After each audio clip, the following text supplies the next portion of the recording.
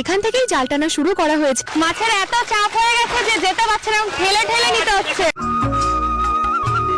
ওইদিকে সব মাছ ধরা হয়ে গেছে, এবার দেখো এই ভেড়িটাতে মাছ ধরা হচ্ছে।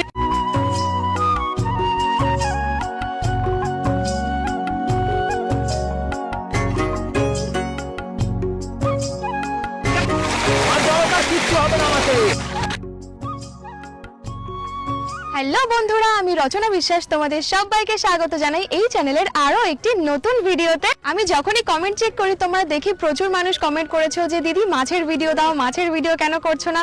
তো আসলে এই কদিন আমরা প্রচুর ব্যস্ত ছিলাম, কারণ আমাদের পেঁয়াজ, ওদিকে আমাদের বাড়ি বানানো হচ্ছে, তো এইসব কাজে অনেক ব্যস্ত ছিলাম, সেই জন্য দিতে পারিনি। তবে এবার থেকে দেব। আজকে আমি তোমাদেরকে অনেক সুন্দর একটা মাছের ভিডিও শেয়ার করব। তোমাদেরকে এর আগেও আমি অনেকবার মাছ ধরার ভিডিও দেখিয়েছি, কিন্তু সেটা সকালবেলা ভোর 4টের সময় এসে আমাদের ভেড়িতে মাছ ধরা হতো, তারপর বাজারে নিয়ে বিক্রি করা হতো। কিন্তু আজকে দেখো পুরো রোদ্দুরের মধ্যে দিনের বেলা আজকে আমাদের মাছ ধরা হচ্ছে। তো আজকে তোমাদের জন্য খুবই সুন্দর একটা ভিডিও হতে চলেছে, তো শেষ পর্যন্ত দেখতে থাকো। এখন সবাই জাল নিয়ে আস্তে আস্তে জলে নেমে পড়ছে। জালের সাথে বেশ কিছু হাড়িও নিয়ে যায়, তাহলে হাড়ির ওপরে জালটাকে ভাসিয়ে রাখতে পারে। দেখো ওদিকে প্রচুর মানুষ মাছ ধরতে নেমে গেছে বড় একটা জাল নিয়ে।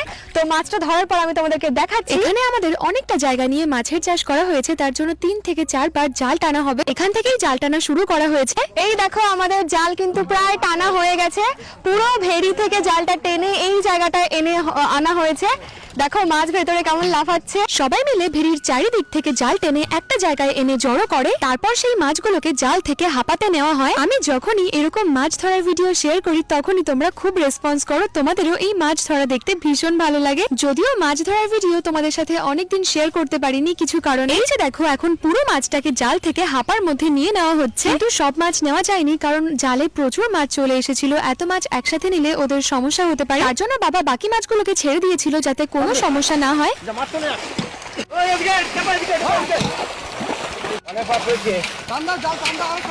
আর ভেড়ির পাড়েও বেশ কিছু মাছ উঠে গেছিল, তো সেগুলোকে আমি ছেড়ে দিচ্ছিলাম। এই যে দেখো পেছনে পুরো ভেড়ির মাছটাকে ধরে একটা হাঁপার মধ্যে রাখা হয়েছে। তো তোমরা তো একটু আগেই দেখলে যে মানে আরো অনেক মাছ এসেছিল, কিন্তু যেহেতু বোট চলে এসেছে আর মানে অসুবিধা হয়ে যাচ্ছিল মাছগুলো, এর জন্য তাড়াতাড়ি করে ছেড়ে দেওয়া হয়েছে। কারণ বেশিক্ষণ এভাবে রাখলে তো মাছেদের সমস্যা হতে পারে, মারা যেতে পারে, তো সেই জন্য ছেড়ে দেওয়া হলো।